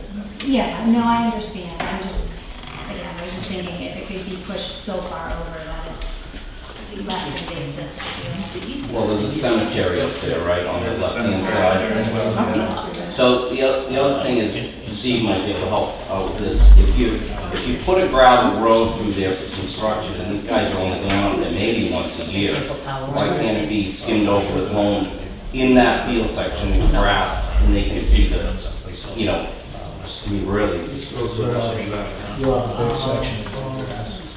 Yeah. I mean, if you loamed over the gravel a little bit, it wouldn't. You put grass seed on gravel. You can grow grass on gravel. I mean, grass seed will grow on gravel. Yeah, any road that doesn't get used a lot Right, it's really gonna grass and. gets pretty grassy. All right. So this will require a DOT driveway change use permit as well for that, for the one with that driveway. All right, we'll check that one out. Fire department sign off, Michael asking about the parking lot while we're there.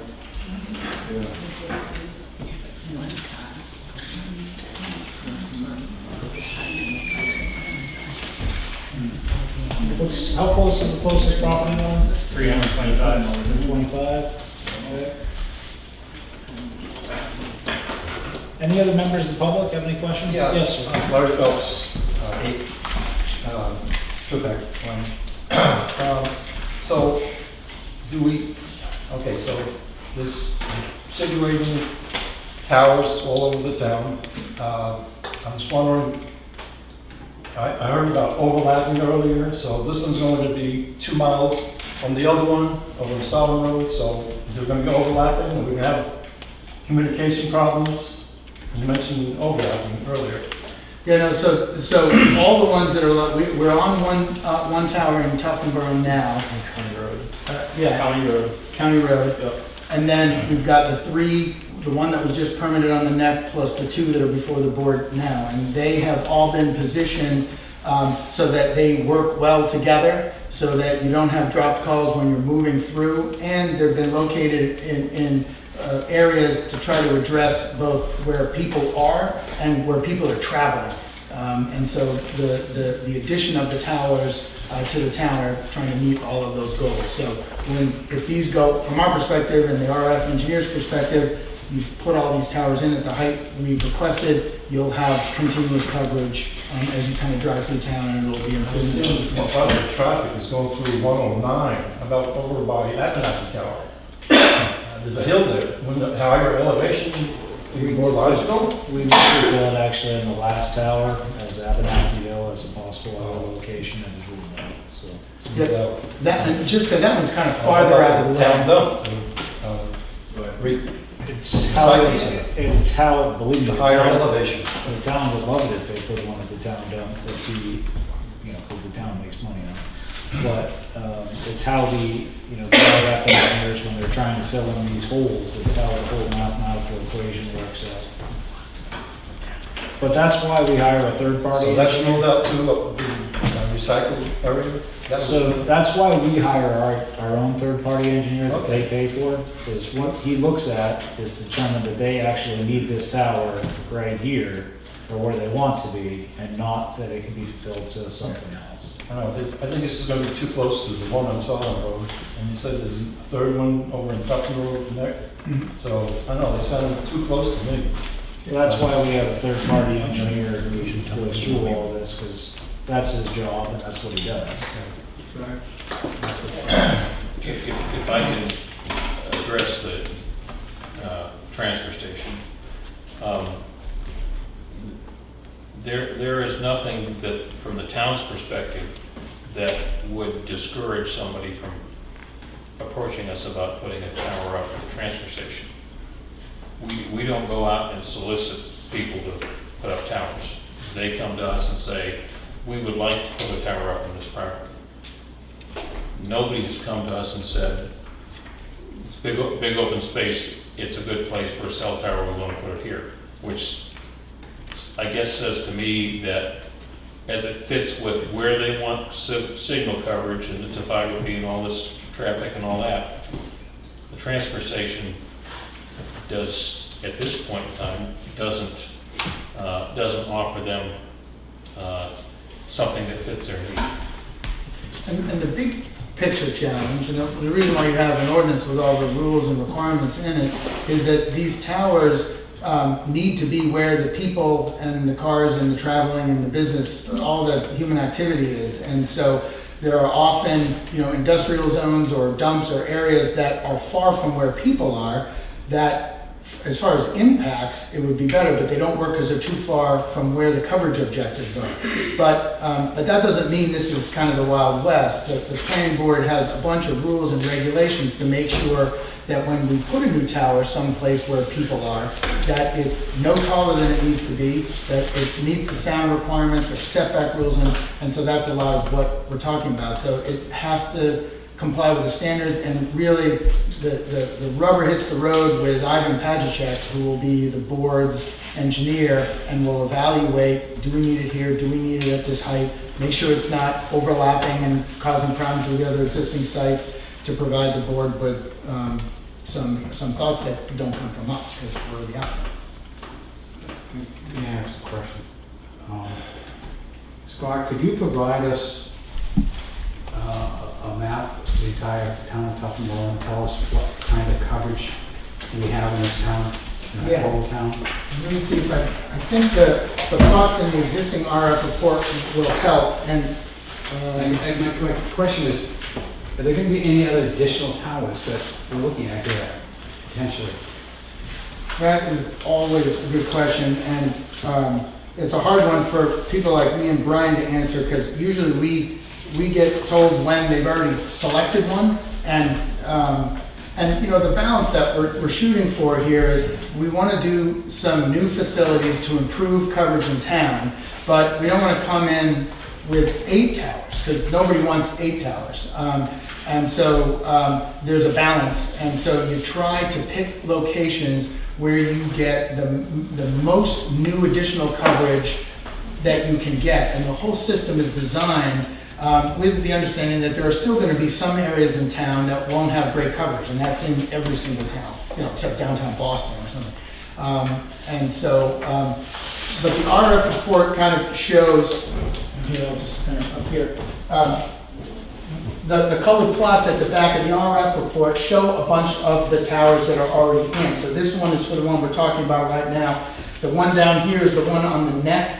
There's a tower in Wolfboro that provides some coverage inside of Tuftonboro. And then up here, you've got that existing Tuftonboro one, where we're at 117 feet. And Tuftonboro 2 is the proposed one that we were just talking about earlier this evening. And you can see with all of those turned on, you have a significant gap in the middle. And so when you add the one that we're talking about here, Tuftonboro 4, it fills in here. Now you can see there's still white areas on either side where it's not optimal, but it doesn't mean there isn't coverage there. It's the green is just the stuff that's, you know, in a perfect world, that's what we get. And so, you know, if we could put a 190-foot tower here, we'd fill that in a little bit better, but we don't have to. You know, this provides enough improvements in coverage with the spillover, and also there's, this was the piece, you know, where we were talking about the overlap, and so it's not only providing coverage there, but it's also kind of filling in the load from the other sites. And this is all the information that Ivan will review for the planning board to say, okay, I agree that they need one here, that location makes sense, and the height that they've proposed is adequate. And he's not always going to say that. Even at the neck, there was like a 10-foot plus or minus that we were working with, and ultimately he kind of said, yeah, at the 130 it was probably better, given some site-specific stuff. But that's how the network is designed and how the towers are supposed to work together. And again, your engineer will review all of that and tell the board, what his thoughts are, so they can make an informed decision.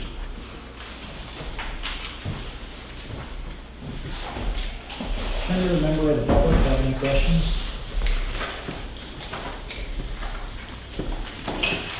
Can we just go with the one or two maybe and see how that goes? If it's adequate the system's adequate for the town, then let's go with it. Why go with a third one or a second one? Why go more than you have to? It's going to cost a lot of money, and I still think there's going to be overlapping, there's going to be problems. So I suggest you just go with the one with Sodom or Norneck, or wherever you recommend is better, and hold off on one or two, till the final decision. Well, I assure you, if the board's third-party engineer comes in and says, hey, this one that they already have is completely sufficient to achieve the goals, then the board will say no. Yeah. All right, I'll go along with that. We're not RF engineers, not even close. So that's why we have to hire him to do it. And he's not particularly nice to them. Who is the RF engineer? Ivan Spaz. Pazicek. I mean, in the last meeting, and you can watch it on YouTube or whatnot, he told them things that they didn't really want to hear that much. So that's And he gets hired by not just municipalities, but we had one in Scarborough, Maine, where he was hired by the butters to do the same kind of thing. So this is not a gentleman who works for wireless companies. He has his own shop, and he essentially provides critical analysis of carriers' proposals. To answer your question, do you really need this? Do you need it now, or are the existing ones going to be adequate? And that's the guidance he'll provide. Can I just add something? Sure. For the benefit of understanding where this could head in the next, few years for the town. As technology has evolved over time, you came from the days of amps where you had a lot larger cell coverage, and the cells were much bigger, and you could put, but the limitation of the subscribers was not that efficient. As you have more and more data demand coming up, everybody wants high data speeds. And as you said, Scott, that you need to have a site where it's needed. You cannot have it 2 miles away from, because that's going to take away the signal. And that's at the cost of, if I have a site 2 miles away and it's going to give me coverage at say -100, -105 dBm, but that's going to deteriorate my data rate. So the closer the subscribers are to conversely, the closer the tower is to subscribers, their phones don't consume too much power, and the cell site doesn't have to, expend too much energy in providing them coverage with high data throughput. So as you go, when 5G comes, I think it's beginning to happen in a lot of places around the world where the cell size is getting smaller and smaller and smaller. So you expect to see sites, you're standing here, you could see the next one from where you are, half a mile, quarter mile, but that's with 5G down the road. But I'm just setting an expectation. This is where technology has come from. You used to have really large umbrella cells. We could cover 5-10 miles radius, and it was a lousy call, but you could, you dropped it, you dialed again. But with data throughput, you need to have really good coverage in order to have high data speeds. And that's why the cell sizes are getting small. So basically, the more kids we have with phones glued to them, the more cell towers we're gonna have. Yep. Absolutely. And I don't think there's any way going back, it's only gonna go forward. Yes, sir. Name So and other, address. Name and address. at Bailey Port Henry's Way, so other than the kids in town like you spoke of, who else needs this high-speed data? Do we have any big businesses or anything else in town that requires all this, or is this just for passerbys on 109? Well, What is that gonna do for the local household that is already plugged into a coaxial? Yeah, I mean, the purpose of the network is to support cell phones. So obviously not just kids are using it, everybody has them, and everybody's using them for data, whether you're checking the weather, or you're getting a text, or you're using your map software, anything other than dialing a phone call. That's all data that your phone is using, and What's so the demand of that in this town though, with as small of a town as we have, with the minimal amount of people? it's significant. It's actually more and more, and the reason for it is because as more and more people are moving up here from wherever, and they're working remotely from home, which has been one of the big growth areas. Which most are probably coaxial in, they're not working off their cell phone from home. Well, actually, you'd be surprised. So, Where do you work off of? yeah, From home? yeah, so, people are making purchasing decisions on home based on data. It's crazy. There's also the flip side of that. And The people also, that purchase their homes in Tuftonboro because of what Tuftonboro is. That's right. Not because of what it's gonna be in 15 years when we're looking at a pole from a pole from a pole. No, I'd but, rather look at a tree from a tree from a tree. and as would I, but, the demand is driving this. And it's driving it everywhere. You're allowing it to happen. It's not the demand. If you put up a boundary line, that's what it is. If you Yeah. open that boundary, then you're gonna get that demand. I mean, in general, from the business side, and I think this is for all the carriers, they're going into locations where there is a demand. They're going into locations because they have an obligation to serve.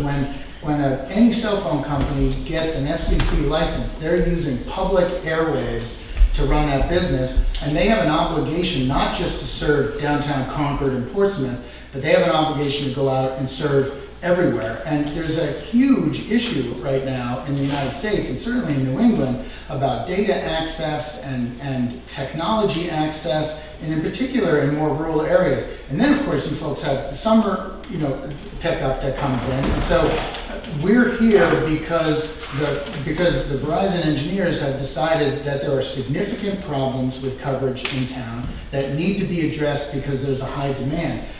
The companies don't go and spend hundreds of thousands of dollars to build towers because they like to build towers. They do it because the demand has already been identified to be in that location, and they have an obligation to go everywhere where the people are. And it is absolutely the case that a lot of people, there are people that don't want cell phone coverage. There are people that will move up here because they want to get away from technology, and that happens all the time too. But I think the idea is that's what the ordinance is there for. There are restrictions and limits that Ivan, the engineer, will help the planning board enforce. So we find this balance. So it's not running amok, but it's a balance between providing what many people want, which is better cell phone coverage and better data use of their phones, but also preserving a lot of what everybody else thinks is special about Tuftonboro. And that happens in every town, and that's why your ordinance has the teeth in it that it has.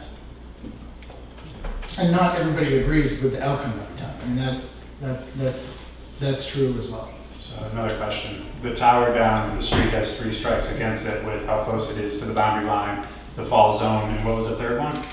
Which one? The one down on Sodom Road? One on Sodom Road will It's too require tall, too close in the fall zone, correct? No, the one on Sodom Road would require a waiver for the fall zone, Yeah. which is within the provisions of the site plan review regulations. What was the other? It would need a waiver for the height, and it would also need a waiver for how close the structure of the gravel is from the property line. Yes. Because it's within Yeah, 20 It feet. would need a waiver for the 20-foot green space. Yeah. Along the property line where you have a commercial property, but a residential. How many waivers would we need for the one at the fire department? Just for the height. just the height. And we So still need to the- check on the easement for the conservation land. Yes, yeah. So almost every cell tower we have ever done has required a waiver for the height, which is within the provisions of the. How many towers is that? You say every one? This would be our third. Third, so there's not many. No, There's how many built today? one county road and So this would be. How many waivers did that have? Do you know off the top of your head? it had a waiver for the height, Mhm. and I think that was it. It was on a 40-acre parcel of the county road. That was 10, 11 years ago. 15 years. Yeah. 2008, right around then. Is that it? Okay, thank you. Oh, any other questions? I do. Oh, sure. Yeah. I'm Suzanne Kelly, 198 Middle Road, across the street from everything. The first thing I just want to say is, I'm not a speaker, but I think it's rude that maybe nobody spoke with Chief Thompson about how he could maybe help or have anything to do with it. If you're gonna have one, we use that area a lot, my family, my friends, my Tufton Borough School, my kids walk from, for my grandchildren now, from Tufton Borough School to there. They do everything you said, cross-country skiing and snowshoeing, whatever. You know, it's a beautiful place for our community, and that's what it was bought for, so that we would have a nice space to go to. I think if you're gonna put a road right by what do you call that now, the Gould House? You know, I don't think we need a road, because if you maybe spoke with Chief Thompson, who is lovely, maybe if you're just gonna use say a Bronco, a Ford Bronco, once a month to check on your tower, I can't see why maybe you couldn't park in his parking lot and walk up the little path to where your tower is gonna be. That was just a thought. The other thing is, has anybody spoken to Mr. Bean about his community up there on Sodom Road? I mean, it's sort of like you need to speak to the people that are involved, and if you haven't even spoken to the fire chief, it's kind of, I'm not against that. And the other thing is, I was sort of quietly against the fire station, and they have been the most wonderful neighbors you could ever imagine to us. You know, across the street, always checking, not checking on us, but you never hear a fire engine, you never hear anything. I'm sure I'm not gonna hear that tower, and I'm not against the tower, but I am concerned about that beautiful land that we all have invested in. And I think everybody here has kids that have used that land through Tufton Borough School. And if you haven't, do it, because, well, it's there, I guess, because it's really a fabulous little trail. Bring your dog if you don't have a kid. You know, what can I say? That's all, I just wanted to mention that, but I don't see anybody from the fire department here, you know, that could even put in his 2 cents, and maybe he wouldn't anyway, but that's the way I feel about it. They're gonna talk with the fire department. Yeah, I'm sure they will. Almost virtually every application we have, they go for anything, No. goes to talk to the fire department. Well, I understand that, but it's sort of like he's not even part of it, and they have done so much to enrich that little corner of his land. If I can correct perhaps a misimpression. Okay, Uh, sorry, maybe I, Chief Thompson right, and the road agent have been involved in the conversations from the beginning oh, I didn't get with that respect from to this both of meeting. these sites. I think the engineer indicated that there were a couple of specific things that were discussed tonight, and the question was asked if the chief had been consulted Right. on that. Now, and maybe that is true with respect to those specific things, and Brian probably has not talked with the chief in a while. Yeah, I just But- misunderstood that from Yeah. this Yes. conversation tonight. Yeah. Didn't sound like they had any you know, You know, we spoke quite often last spring of 2020 and into the summer with both Jim Bean and Chief Thompson when we were trying to figure out where these sites were going to go on the properties. good to know. Sorry. Any other member of the public have any questions? No, if we were smart, we would have turned on that air conditioner. This meeting, but Well, open the doors. Yeah.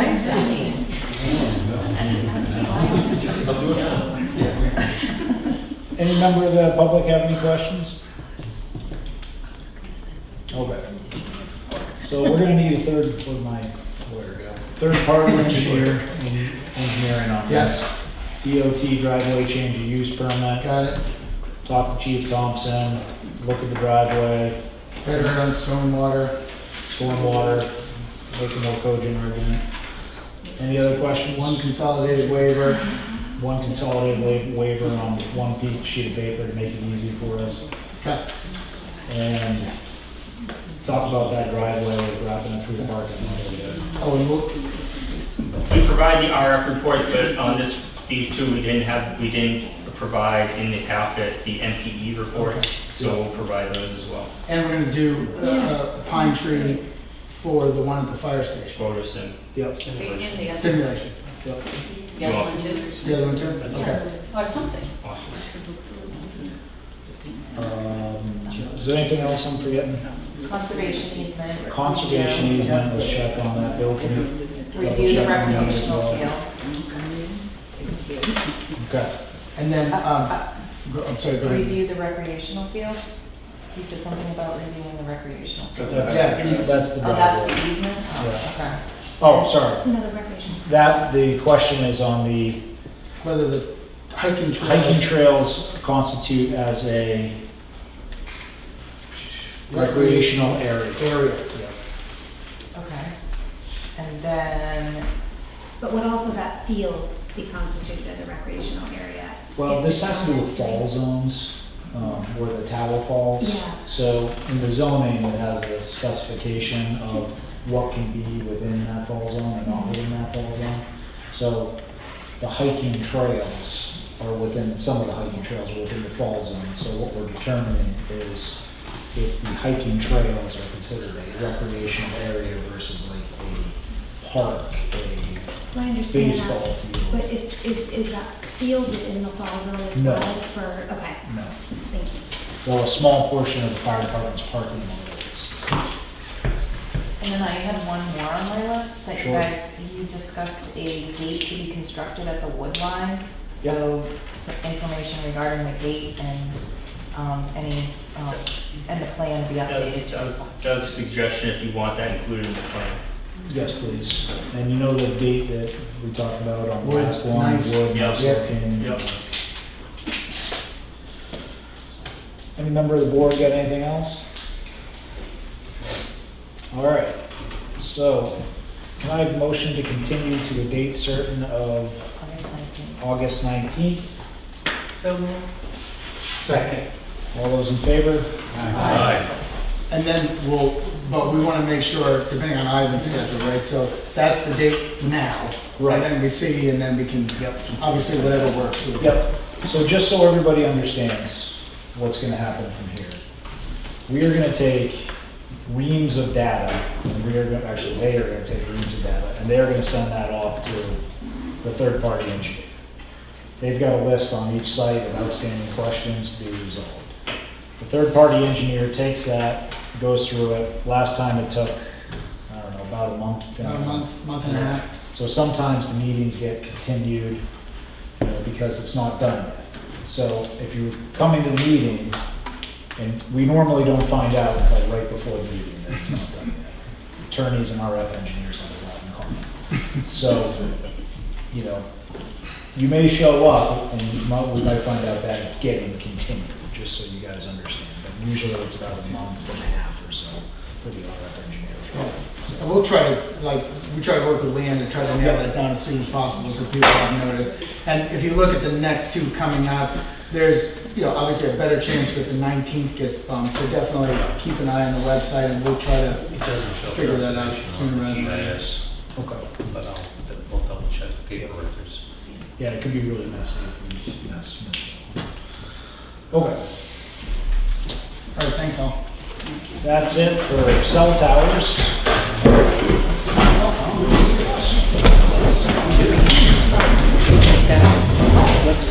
All right.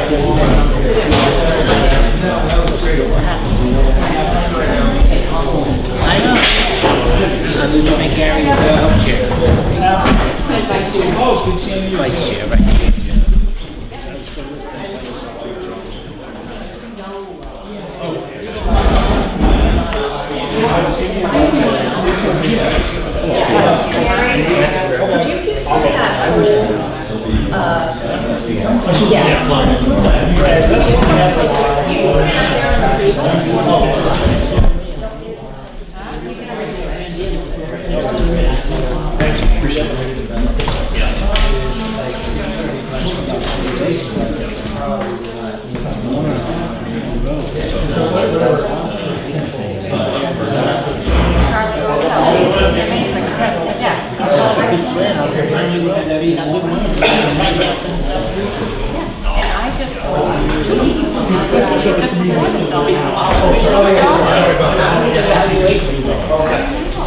All right, what we have is a voluntary merger between Brian W. Daly, map 43, block 2, lot 41, map 43, block 2, lot 42. And they would like to do a voluntary merger. Carol checked it, there are no mortgages were discharged. The name, the ownership is 4341, 42, variation.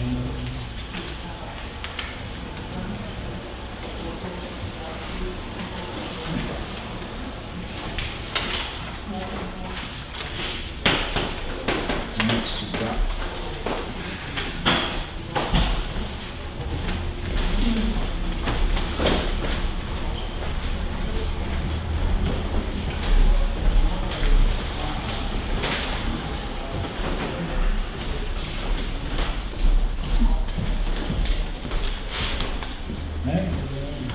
okay, yep, this is right. Ownership is in common of Brian W. Daly. Can I have a motion to approve the merger as requested? So moved. Second. All those in favor? Aye. Motion to adjourn? So moved. Oh, wait a second, do we have to do? Wait, we gotta do Gary. Gary, No. Gary, good luck. 2 minutes. You were fast. We talked last week. What? Hold on, don't forget. Oh, yes, sorry, real quick. Farm Island, they have requested an extension for their approval, given the delays with COVID, court cases, such and so forth. Can I have a motion to approve the extension from the applicable date with the condition of payment of the third-party engineering, outstanding third-party engineering report? So moved. All those in favor? Aye. Thank you for reminding me. Yep.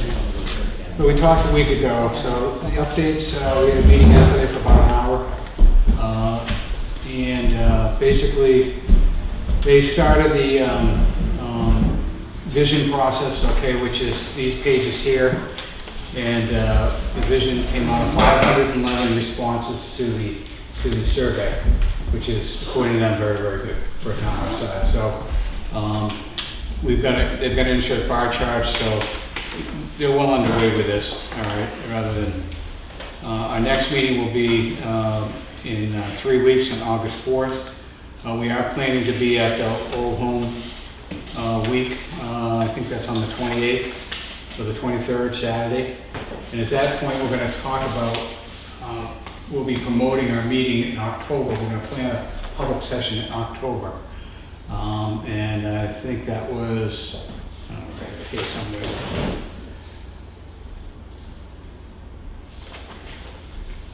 Sorry, but It's gonna be Don't a have any Saturday, there. a Saturday, Third week in donuts and October. cider. And what we're planning to do, we'd like to have it here, okay, the public session. And what we'd like to do is we need to do a mailer, another mailer, okay, postcard mailer, okay? Now it's in this public session, okay? And, we'd like to, we're gonna put some name on it, whether it's cider time and cookies, something to attract people in. But we want to announce this starting in August, that we'll hometown to understand it. At this point, the surveys are closed out. We're not taking any surveys, we're done with it. All right. The comments boards will be added to this also. And I think after the August meeting, we'll have more detail for you on this. So they're working about 3 different chapters right now. We're on the vision, okay, and we're on the infrastructure chapter, okay. Sue Wingate's getting a copy of the latest updates of the conservation stuff that we had done, to update it again with Steve. All right, and they're also involved in, well, the infrastructure. There's been several calls out there. They got more calls to make to continue with that. So they seem to be, at this point, in very good control, to get this thing done by not too long after October, certainly before the end of the year. This will be wrapped up. So the way this will work, we'll do the Old Home Days, then we'll plan a meeting in October with a public session. At that point, we're gonna have some charts up, all sorts of data for people. We're gonna ask the planning board to be at this and attend this. We're gonna ask a lot of questions. People are gonna give us answers and their thoughts, and then we're gonna take that back and we're gonna put some of that data back into the reports. The report will go to the planning board, okay? We'll probably make some other changes to it.